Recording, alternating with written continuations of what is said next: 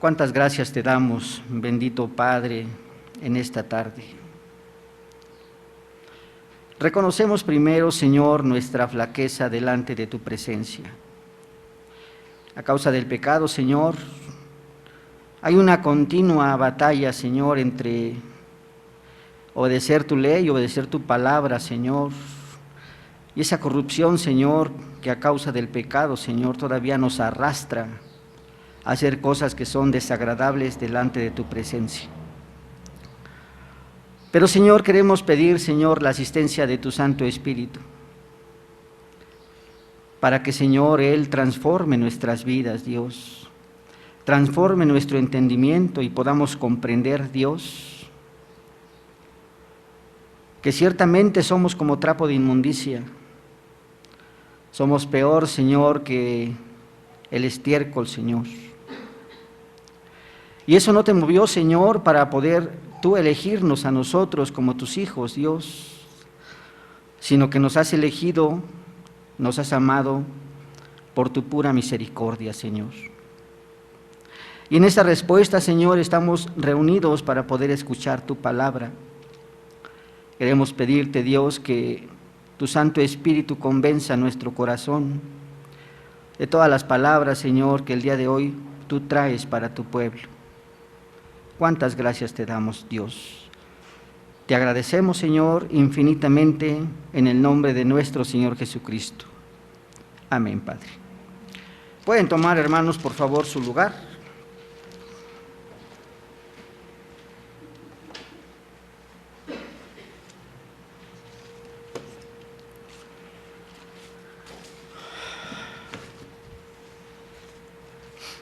Bien, hermanos. El día de hoy, hermanos, es un momento muy especial, hermanos. Ciertamente, hermanos, el día de hoy, según el calendario litúrgico, tendríamos que celebrar, hermanos, la ascensión de nuestro Salvador, hermanos, que es una fecha muy importante cuando nuestro Señor Jesucristo fue alzado para tomar su lugar, donde ahí reina con autoridad y con poder. Pero el Señor ha tenido a bien, hermanos, el día de hoy predicar acerca de esta elección, que el Señor ha sido misericordioso con nosotros y que nos ha elegido a cada uno de los que formamos parte de su pueblo. No por algo que hayamos hecho nosotros, hermanos, ni por algo bueno que nosotros tengamos, sino que Dios nos eligió para salvación según su gran misericordia, hermanos. Ciertamente, hermanos, vamos a continuar predicando, hermanos, el día de hoy sobre los cánones de Dort, hermanos. Ciertamente estos cánones son de suma importancia para poder comprender lo que se desarrolló en la época de Calvino, como ciertamente vemos que Arminio desarrolló algunas ideas, hermanos, pero que ciertamente el Concilio de Dort refutó de una forma opuesta a estas enseñanzas. El problema, hermanos, es que ciertamente en muchas iglesias cristianas se están enseñando las doctrinas arminianas. Pero el día de hoy, hermanos, vamos a exponer un artículo que también es de suma importancia, y este artículo es el artículo número 10. Pero vamos a empezar, hermanos, ahora de diferente forma. Siempre presentamos el artículo número 10 y vemos lo que este artículo número 10 presenta. Después presentamos los errores de la doctrina arminiana. Pero ahora vamos a hacerlo de una forma inversa, hermanos. Vamos a comenzar precisamente con los errores que nos presenta la doctrina arminiana y después vamos a ver lo que dice la doctrina reformada con respecto a lo que esta doctrina arminiana está presentando. Bien, si nosotros analizamos los cánones de Dort, hermanos, nos vamos a dar cuenta ciertamente que está formado por dos partes. La primera parte es que los cánones de Dort nos van a presentar las verdades que se encuentran en la Escritura. Y por otro lado, al concluir los capítulos, nos van a presentar los cánones de Dort, los errores que la doctrina arminiana tenía en ese tiempo. Y para poder nosotros llegar al artículo número 10, quisiera que viéramos y que pusiéramos mucha atención a lo que dice el artículo número 5 del primer capítulo de los cánones de Dort, pero con respecto a los errores de la doctrina arminiana. Dice así, hermanos, artículo número 5, que está declarando la doctrina arminiana. Dice así a la letra: que la elección imperfecta y no decisiva de determinadas personas para salvación tuvo lugar en virtud de una fe prevista. La conversión, la santificación y la piedad, las cuales o bien tuvieron un comienzo o bien se desarrollaron incluso dentro de un cierto tiempo. Pero la elección perfecta y decisiva tuvo lugar en virtud de prevista la perseverancia hasta el fin de la fe, en la conversión, en la santidad y en la piedad, y que esto es la gracia y la dignidad evangélicos, motivo por el cual aquel que es elegido es más digno que aquel que no lo es, y que por consiguiente la fe, la obediencia a la fe, la santidad, la piedad y la perseverancia no son frutos de la elección inmutable para la gloria de Dios, sino que son condiciones que, requeridas de antemano y siendo cumplidas, son previstas por aquellos que serían plenamente elegidos, y las usas sin las que no acontece la elección inmutable para la gloria. Bien, esto es lo que presentaba Arminio en el artículo número 5. No lo alcanzamos a comprender muy bien, hermanos, porque ciertamente tiene un desarrollo teológico, pero ciertamente vamos a ver 6 enseñanzas que esta doctrina arminiana tiene, hermanos, y vamos a darnos cuenta, aunque no seamos teólogos, los errores que esta doctrina arminiana tiene, y después vamos a ver lo que ciertamente los cánones de Dort refutaron a esta doctrina arminiana. Veamos lo que encontramos en este documento. Veamos, primero, está diciendo estos seguidores de Arminio que la elección de Dios es imperfecta, que no hay perfección en la elección de Dios.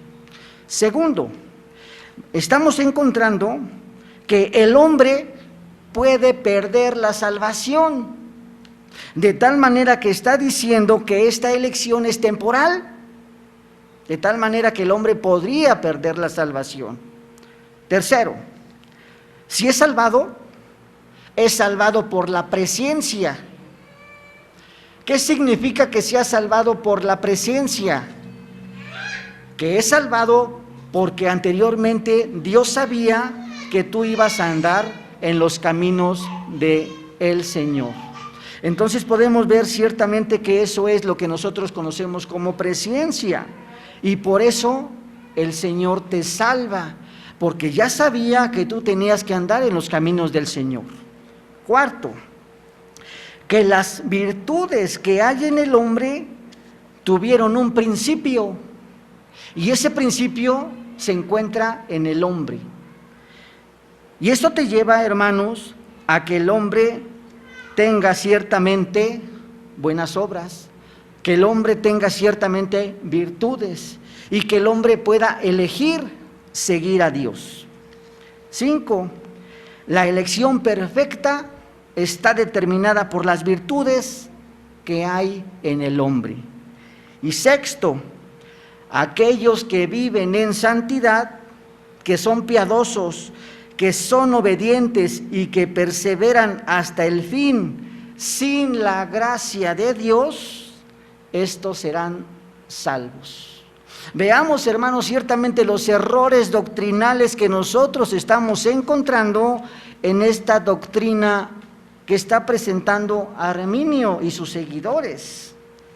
Si nosotros quisiéramos analizarla de una forma plena, nos llevaríamos muchísimo tiempo. Por cada uno de esos puntos los refutaríamos conforme a la palabra de Dios, hermanos.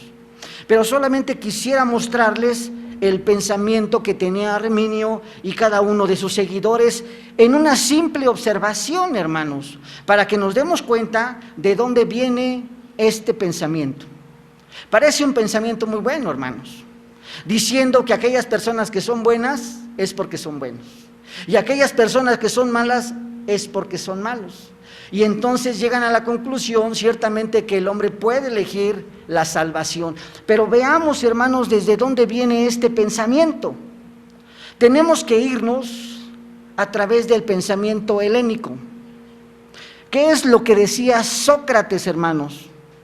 Sócrates decía, hermanos, si veamos lo que está diciendo, Sócrates estaba convencido, ciertamente, de que si una persona tiene un entendimiento correcto de cierta situación, actuaría con propiedad y moralmente correcto.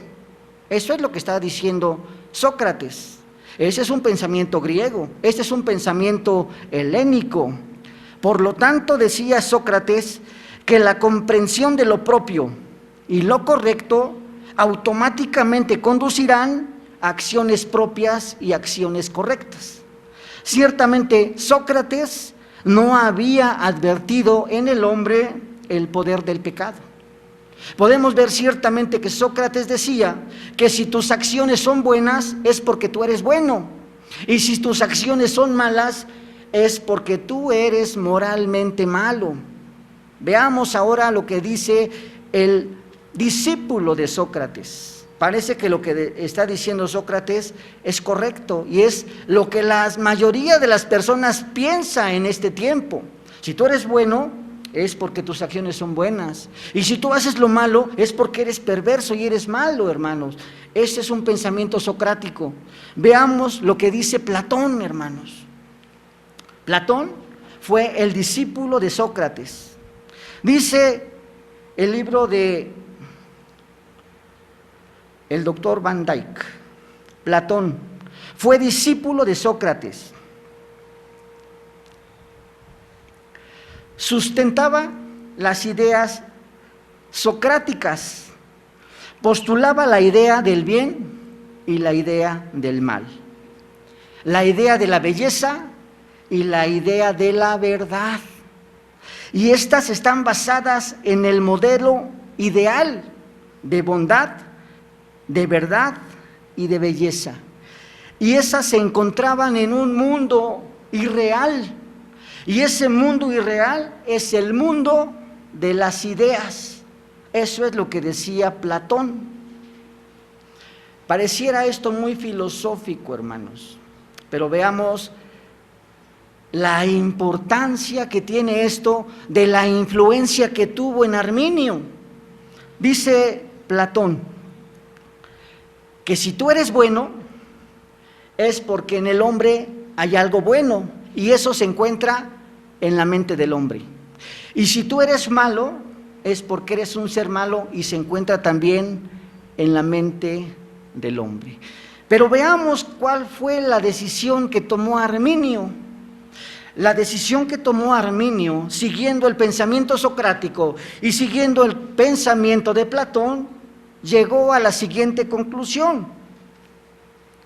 Entonces Arminio dijo: cuando el hombre cayó, en Génesis capítulo 3, nos estamos dando cuenta ciertamente, dice Arminio, que el hombre no quedó contaminado completamente, sino que la razón no quedó contaminada. Exaltó la razón, de tal manera que dice que el pecado contaminó todo, menos la razón. Y en la razón se encuentra el bien, en la razón se encuentra el mal. De tal manera que como yo tengo un pensamiento bueno, puedo elegir seguir a Dios, o puedo elegir no seguir a Dios.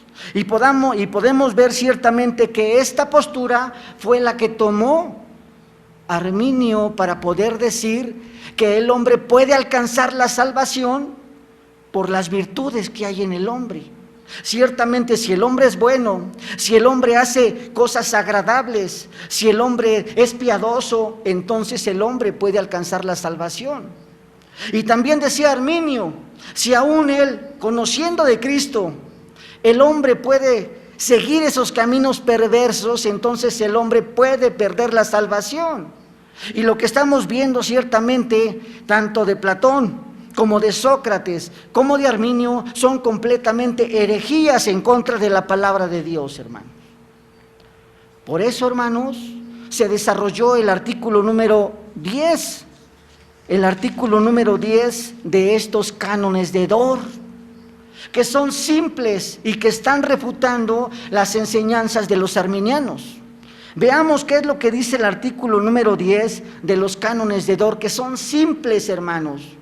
Dice el artículo número 10 de los cánones de Dort: la causa de esta misericordiosa elección es únicamente la complacencia de Dios, la cual no consiste en que Él escogió como condición de la salvación, de entre todas las posibles condiciones, alguna cualidad u obra de los hombres, sino que Él se tomó como propiedad de entre la común muchedumbre de los hombres a algunas personas determinadas. Veamos lo que está presentando este artículo número 10. Lo está sustentando los cánones de Dort con dos simples versículos, hermanos. Romanos capítulo 9, versículos del 11 al 13, dice: pues no había aún nacido, ni habían hecho aún ni bien ni mal, para que el propósito de Dios conforme a la elección permaneciese, no por las obras, sino por el que llama. Hechos capítulo 13, versículo 48, y creyeron todos los que estaban ordenados para la vida eterna. Bien, para poder nosotros desarrollar ahora ciertamente este artículo número 10, vamos a tocar simplemente dos puntos que son importantes que nosotros comprendamos. Estos dos puntos son los siguientes. Primero, la elección es un acto de la misericordia absoluta de Dios, y esta no consiste en alguna virtud que pudiera tener el hombre. Segundo, de entre toda la raza humana, Dios escogió a algunos para salvarlo y para que formen parte de su pueblo, hermanos. Estos son los dos puntos que nosotros vamos a desarrollar con la ayuda de Dios, que refutan completamente toda la doctrina que acabamos de leer en el artículo número 5 de la doctrina arminiana, hermanos. Bien, vamos a ver entonces, hermanos, ciertamente el primer punto: pura misericordia de Dios. El punto número 1 dice, hermanos: la elección es un acto de la misericordia de Dios, y esta no consiste en alguna virtud que pudiera tener el hombre. Bien, vamos a abordar el primer punto, hermanos. Quisiera llevarlos a la Escritura para que abrieran un pasaje que todos nos sabemos, hermanos. Evangelio según San Juan, capítulo número 3, versículo número 16. Juan, capítulo 3, versículo número 16. Y no lo pierdan de vista, hermanos, porque ese, aunque no lo sabemos de memoria, vamos a ver, hermanos, ciertamente cómo está incluida de una forma la elección en ese pasaje de la Escritura. Dice el Evangelio según San Juan, capítulo 3, versículo número 16. Sigan con su vista, hermanos. Porque de tal manera amó Dios al mundo, que ha dado a su Hijo unigénito, para que todo aquel que en Él cree no se pierda, mas tenga vida eterna. Este pasaje de la Escritura, hermanos, lo sabemos de memoria. Y yo le pregunto a la iglesia si se lo conoce. Claro, me lo van a recitar, hermanos, porque lo conocen, ¿sí? Pero quiero decirles, hermanos, que este pasaje de la Escritura ha tenido una gran controversia exegética. ¿A qué me refiero, hermanos? Este pasaje lo han tomado para que las ideas que ellos tienen se adapten y que puedan predicar sobre las ideas que el mismo hombre tiene. Veamos. Algunos han tomado este pasaje como base para tomarlo desde el punto de vista salvífico. Si nosotros nos damos cuenta, algunos arminianos consideran que este pasaje es base para decir que la salvación se encuentra al alcance de toda la raza humana. Porque están sustentando que este pasaje dice, para que todo aquel que en él cree no se pierda, mas tenga vida eterna. Algunos lo interpretan de esa manera, porque tienen unos lentes arminianos. Y la salvación, dicen ellos, está al alcance de quien quiera, del que quiera aceptar a Cristo como su Salvador.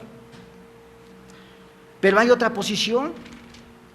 La segunda posición es una posición cosmonómica. Piensan algunos que este pasaje también es base para decir que la salvación es una salvación de todo el cosmos, cosmonómica, porque toda la creación necesita salvarse. Hay otra posición, hermanos. Esta es una posición en la cual se interpreta solamente con los elegidos. Piensan algunas personas también, hermanos, que hablar de este pasaje, la palabra cosmos significa aquellas personas que forman parte de esta creación y que son elegidos. Por lo tanto, la salvación es para aquellas que Dios ha elegido, hermanos.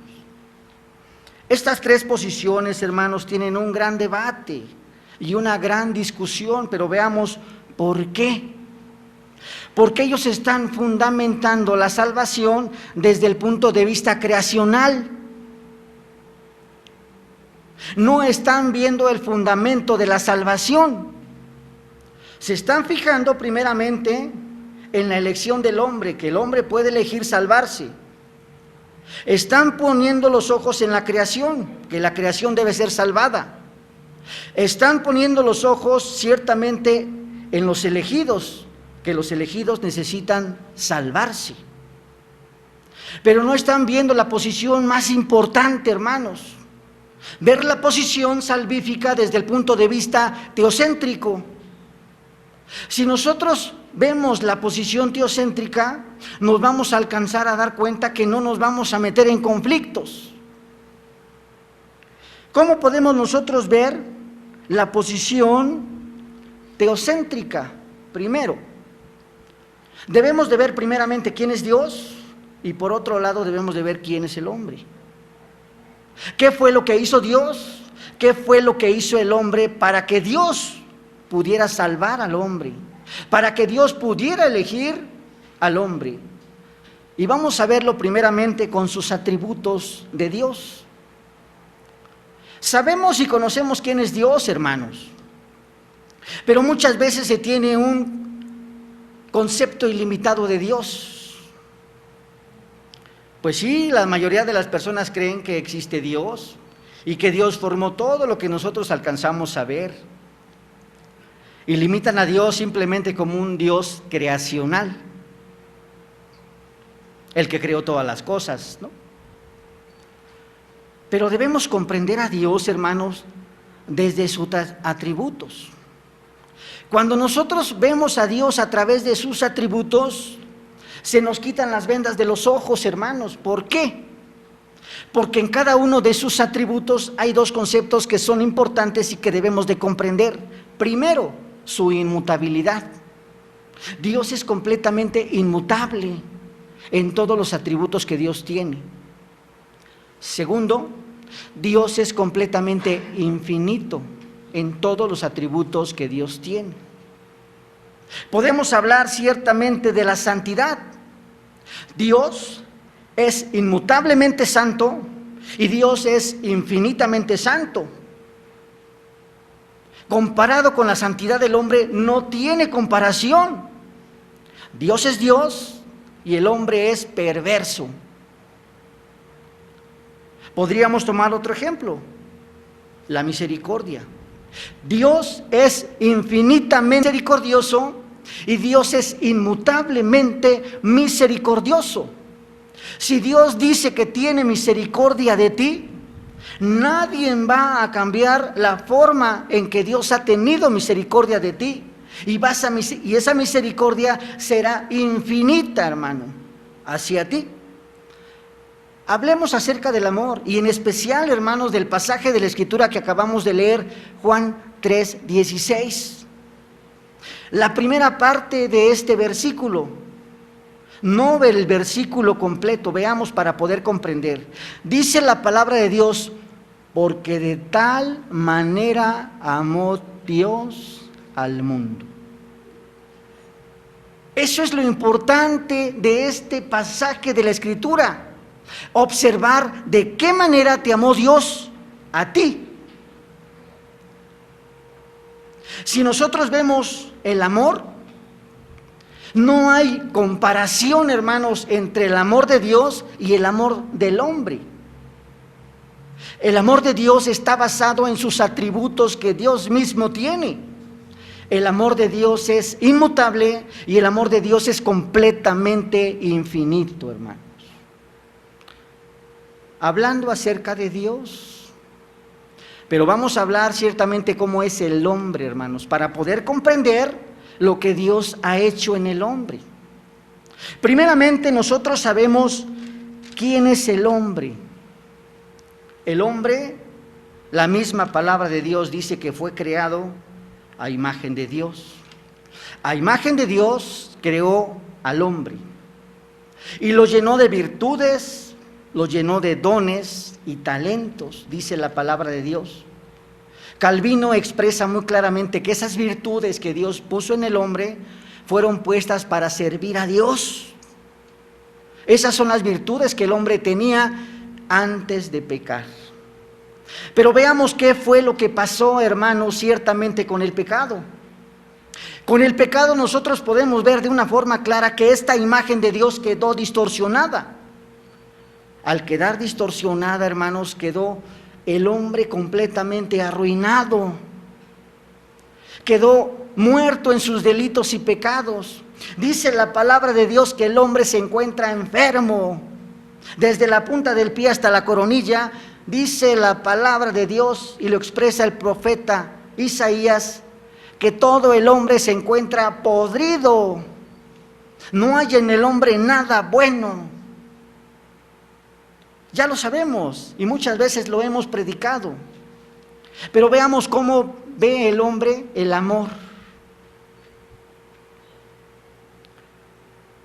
El hombre piensa que el amor es un simple sentimiento.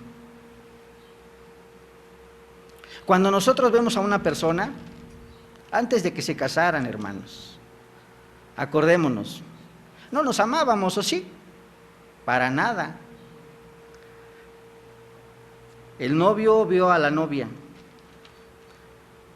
Según él, vio sus virtudes, sus cualidades, y se empezó a interesar por su pareja.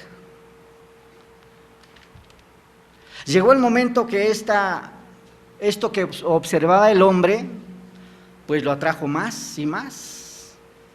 De tal manera que el hombre se empezó a enamorar más y dice, ay, esto es el amor. De tal manera, hermanos, que ese amor que tenía tanto el hombre como la mujer al verse sus atributos, podemos ver que se culminó en el matrimonio. Y como fruto de este matrimonio, pues procrearon familia. Ese es el amor visto a través de los ojos de los hombres, hermanos. Pero ese amor no tiene absolutamente nada que ver con el amor de Dios, porque nosotros observamos lo que vemos exteriormente, pero Dios no ve nada en el hombre para demostrar su amor. Si Dios viera lo que nosotros vemos, Dios no nos amaría. Porque dice la palabra de Dios que el hombre se encuentra podrido desde la punta del dedo hasta la cabeza. El hombre se encuentra muerto. Está horrible el hombre. ¿Qué podría ver Dios en nosotros bueno, hermanos? Nada, absolutamente nada, hermanos. Porque el hombre, dice la palabra de Dios, que él mismo se pervirtió a causa de su desobediencia. Él mismo quedó o cayó en esa fealdad a causa de la desobediencia a la ley de Dios. Cuando nosotros amamos a una persona es porque ya vimos lo bonito que está, que tiene ojos verdes, que tiene el cabello rizado, lacio, alto, gordito, dependiendo cómo lo vea el ojo. Y entonces empiezan a ver las virtudes y se empiezan a enamorar y se empiezan a amar, se juntan y se casan. Si Dios nos viera desde esa forma, hermanos, Dios no nos amaría. Porque delante de los ojos de Dios, hermanos, no hay nadie que esté bien. Todos, absolutamente todos estamos podridos, hermanos. ¿Cómo podríamos nosotros amar o ver agradable a alguien que se encuentra leproso? Lo primero que te va a llamar son la lepra que hay en su cuerpo, la enfermedad. Y nosotros podemos ver que si nos acercamos, el primer impulso que tiene el hombre es rechazarlo. Lo haces a un lado, porque estamos viendo la apariencia. El hombre siempre ve la apariencia, pero Dios no ve lo que nosotros vemos, hermanos. Dice Calvino, pareciera una contradicción lo que dice Calvino, pero Calvino está expresando que Dios ama al hombre y por otro lado Dios aborrece al hombre. ¿Cómo puede ser eso? Pareciera como si hubiera una contradicción en lo que Calvino está diciendo, pero no.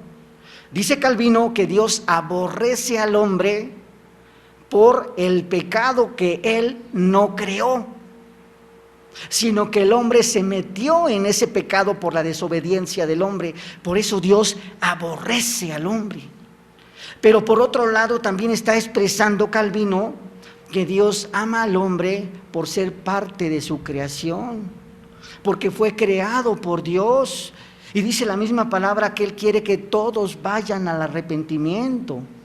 Pero ciertamente nosotros podemos comprender, la misma palabra de Dios lo expresa, que no es del que quiere ni del que corre, sino de Dios que tiene misericordia. Y nosotros podemos llegar entonces a comprender que el hombre no alcanza a ver las condiciones o los efectos del pecado, hermanos.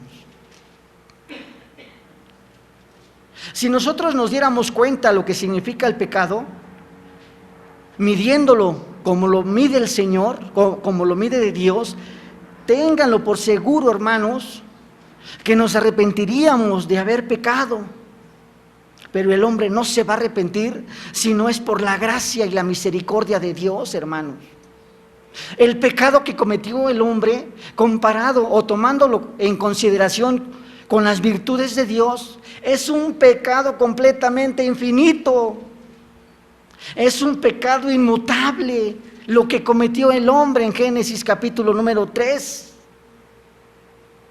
Las consecuencias fueron terribles, hermanos, porque todo su quehacer, todo su actuar, toda su vida quedó afectada por el pecado, y el hombre no puede hacer absolutamente nada agradable, hermanos. Por eso Dios, hermanos, Dios lo que tuvo que hacer es reparar ese pecado infinito con un amor completamente infinito. Cada vez de que el hombre rechaza a Dios, está pecando de una forma infinita. No alcanza a comprender el hombre lo que está haciendo cuando está rechazando al Señor. Y eso no es porque el Espíritu de Dios ciertamente no está con él. Y el pecado que comete es un pecado infinito. Por lo tanto, Aquellos que rechazan a Dios o aquellos que no se encuentran en su gracia y en su misericordia tendrán una condenación de la misma forma, con los atributos de Dios, inmutable e infinita. La condenación que tendrá el hombre será para siempre. Nadie lo podrá sacar de esa condenación eterna, hermanos. Solamente el Dios infinito te puede sacar de esa condición. ¿Y a qué se refiere el Dios infinito? Que ciertamente a quien más amaba de una forma infinita, con todas sus virtudes, con todos sus atributos, fue a la segunda persona de la divinidad, a nuestro Señor Jesucristo. Con nuestro Señor Jesucristo el amor de Dios estaba pleno en Él, con todas sus virtudes, no como nuestro amor. Vemos a Cristo y decimos, lo amamos, ciertamente lo amamos, hermanos, pero comparado con el amor de Dios no tiene que ver nada nuestro amor, porque el amor de Dios hacia su Hijo es completamente infinito y no tenía otro Hijo más que uno, el unigénito Hijo de Dios.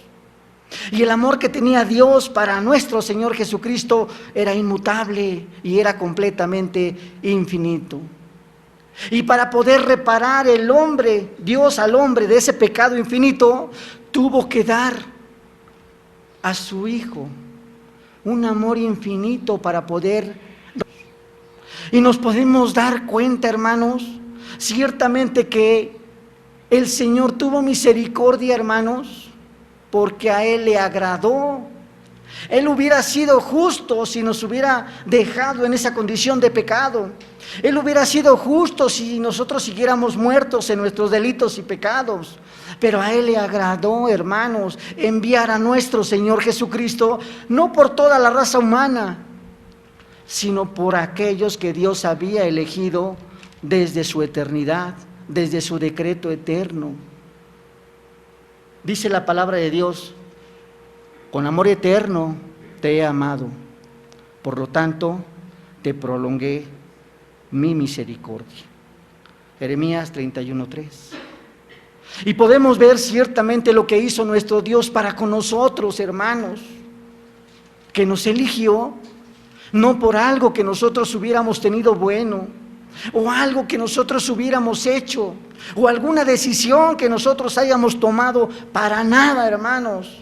Nos eligió por su pura misericordia, por su pura gracia, porque Él, dice la palabra de Dios, es amplio en perdonar, hermanos. Y así, hermanos, podemos llegar al segundo punto. Este segundo punto, hermanos, también nos confronta, hermanos, con nuestra vida. Dice el segundo punto, de entre toda la raza humana, hermanos, escogió a algunos para salvarlos y ser de su pueblo, hermano. Veamos lo que dice la palabra de nuestro Dios en el libro que nosotros leímos al principio. Romanos capítulo 9, versículos del 13 al versículo número 16. Dice la palabra de nuestro Dios, hermanos, sigan con su vista. Como está escrito, a Jacob amé, mas a Esaú aborrecí. ¿Qué pues diremos? ¿Que hay injusticia en Dios? En ninguna manera. Pues a Moisés dice, tendré misericordia del que yo tenga misericordia, y me compadeceré del que yo me compadezca. Así que no depende del que quiere ni del que corre, sino de Dios que tiene misericordia. En esta parte de la Escritura, hermano, nosotros nos encontramos al apóstol Pablo hablando acerca de la elección. ¿Qué él preferiría, el apóstol Pablo, estar con sus descendientes? Porque él mismo era israelita, hermanos. Dice la palabra de Dios ciertamente que el deseo de Pablo era ciertamente estar con aquellos que eran su pueblo. Pero dice la misma palabra que no todos los que descienden de Abraham son hijos de Dios o son descendientes, sino dice la palabra de Dios que en Isaac son contada la descendencia de los hijos de Dios. Pero ¿por qué lo está mencionando el apóstol Pablo? Ciertamente, porque de la descendencia de Abraham nacieron dos simientes, la simiente de Isaac y la simiente de Esaú. Y ciertamente nosotros, en un tiempo, nosotros no conocíamos al Señor, nosotros éramos extraños a este pueblo elegido de Dios. ¿Qué tuvimos que hacer nosotros, hermanos, para poder alcanzar la misericordia de Dios? Absolutamente nada, hermanos. Absolutamente nada. Todo fue completamente obra del Señor. Primeramente, Dios te eligió a ti. ¿Qué tuviste que hacer para que te eligiera? Nada. Ya te había elegido desde antes de la fundación del mundo. Y después de que el Señor te eligió, dice la palabra de nuestro Dios que puso en tu corazón un espíritu vivificador. Porque no debemos olvidar que el hombre se encontraba muerto. Y al decir que se encontraba muerto tenía un corazón de piedra que no quería voltear los ojos al Señor. Te dio un corazón de carne. Y ese corazón de carne, dice el profeta, que puso su ley para que tú pudieras andar en los caminos del Señor. Y después de que el Señor te puso este espíritu, pudiste ver ciertamente la obra de redención en Cristo. Pudiste ver lo que nuestro Señor Jesucristo hizo por su pueblo. No por todo el mundo, hermanos, ni por la creación, por su pueblo, por su iglesia, lo que hizo nuestro Señor Jesucristo. Y ahora ciertamente algunos dicen que Dios es injusto, porque algunos los dejó en condenación y algunos los salvó o les eligió para salvación. La misma palabra dice, ¿podremos nosotros decirle al alfarero, ¿por qué nos hiciste así? No. La misma palabra de Dios está expresando que algunos vasos son para honra y algunos otros son para deshonra, hermanos. Dios será injusto, hermanos, en haber elegido a algunos para condenación y al haber elegido a algunos para salvación.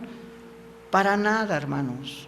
Dios es infinitamente justo en esto, hermanos, porque toda la creación es creación de Dios.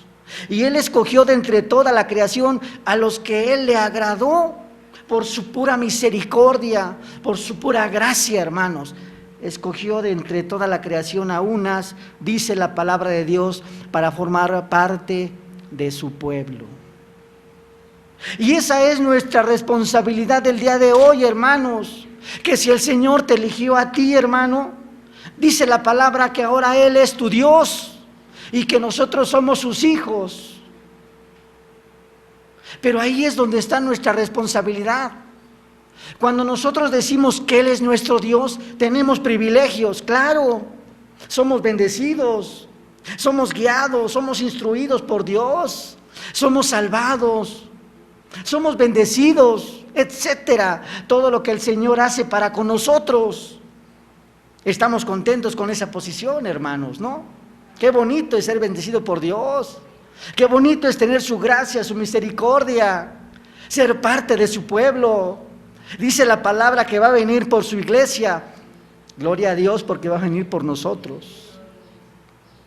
Pero no se nos olvide la responsabilidad que tenemos como hijos de Dios. Si nosotros somos hijos de Dios, obedezcamos a Dios. Si somos hijos del Rey, debemos obedecer sus mandamientos, hermanos. Ahí sí ya no nos gusta, ¿no? Porque en realidad nos confronta con nuestra vida. La palabra de Dios, hermanos, es la verdad. Y está diciendo Dios que si ahora nosotros somos sus hijos, tenemos que obedecerle como hijos. ¿Y cómo podríamos nosotros obedecer a nuestro Padre si no tenemos una dirección clara?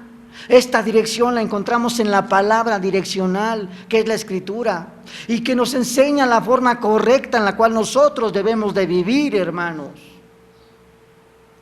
no simplemente moralismo como lo expresa el arminianismo, sino con un corazón deseoso de trabajar en el reino de Dios, sino como un corazón deseoso de servir al Señor con toda nuestra vida, donde quiera que te encuentres, en el trabajo, en el hogar, en la oficina, donde quiera que estés desarrollando tu obra, debes de estar al servicio de Dios, porque ciertamente nosotros trabajamos para el Señor, hermano.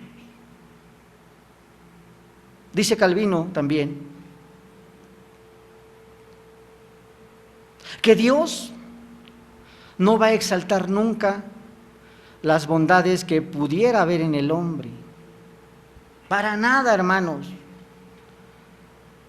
Pero dice Calvino que lo que Dios va a exaltar son los dones que Él mismo puso en ti. Lo que tú estás desarrollando y que Dios puso en ti. Eso sí Dios lo va a exaltar, hermano. Y no de nosotros, sino de Dios. Porque veamos, hermanos, ciertamente al principio Dios puso en el hombre virtudes para que podamos servir a Dios. A causa del pecado esas virtudes quedaron distorsionadas, pero por la obra de redención, hermanos, ciertamente esas virtudes nuevamente tenemos que ponerlas al servicio de nuestro Dios. Y eso no de nosotros, pues es obra del Espíritu Santo que nos guía, nos cuida y que nos sustenta. Y esa es ahora nuestra responsabilidad. Si ahora nosotros formamos parte de su pueblo, debemos de responder con obediencia, con fidelidad, con amor, con servicio, con piedad, hermanos. No un simple moralismo, sino comprender todo lo que el Señor ha hecho por nosotros. A pesar de nuestra condición horrible que teníamos, el Señor tuvo misericordia de nosotros y nos eligió para salvarnos. Nos eligió y nos amó con un amor infinito que no alcanzamos a comprender. Y dio a su Hijo, a quien amaba infinitamente, por el pecado infinito que había en el hombre, hermanos. Es por eso, hermanos, que el llamado de hoy es para que sirvamos al Señor de una forma fiel. Así como el Señor ha sido fiel hasta el día de hoy para con nosotros, de la misma forma espera el Señor que nosotros seamos fieles a Él, hermanos. Porque va a llegar un momento, hermanos, en que tengamos que compadecer delante del tribunal de Dios. Nadie se va a escapar. Tarde que temprano, mejor tarde que temprano, pero vamos a estar delante de la presencia de Dios. No te va a preguntar si tuviste mucho dinero, muchas casas, etcétera, ¿no? Te va a preguntar ciertamente, primero, que somos pecadores, claro, pero por la obra de Cristo nos limpia de todo pecado y somos ahora justos delante de Dios. Que las virtudes que puso en el hombre, ¿qué hiciste con ellas? ¿Qué hiciste con tus hijos? ¿Qué hiciste con tu esposo, con tu esposa, con tu hermano, con tu hermano? Y no un simple moralismo, hermanos, sino somos llamados a expresar todas las maravillas de nuestro Dios. Todas las obras que Dios ha hecho para que nosotros podamos estar en ese momento delante del tribunal de Dios y poder decir: Señor, te amamos con todo nuestro corazón.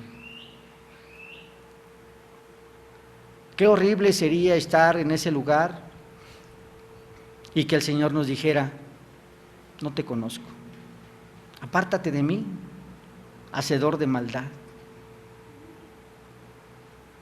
Que Dios tenga misericordia de nosotros, hermanos. Y si estamos en esta posición, en esta iglesia, y si somos cristianos, es porque el Señor nos eligió para que nosotros formemos parte de su pueblo y confesemos a Cristo Jesús como nuestro Señor. Vamos a orar a nuestro Dios, hermanos.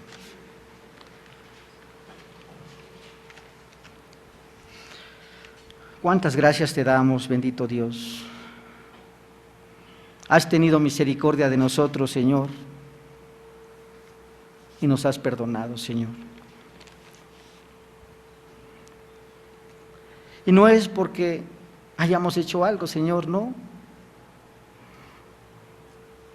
Tú nos amaste, Señor. Y aún, Señor, conociendo lo horribles que estábamos, Señor,